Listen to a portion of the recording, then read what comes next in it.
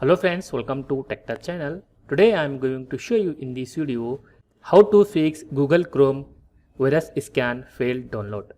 So before start the video, please subscribe my channel for more latest video. Guys, if you also facing this error, then I will show you how to fix this problem. First of all, you have to go register editor. Click on S. In this, double click on HKUI local machine. Then double click on software. In this, search here Microsoft.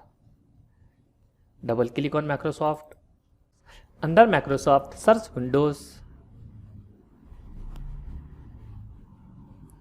You can see here Windows. Double click on this.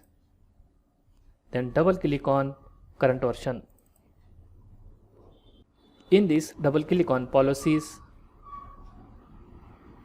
Under policies, you can see here attachment. Double click on this.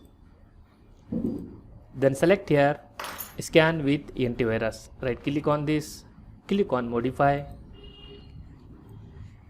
Here you type value data 1.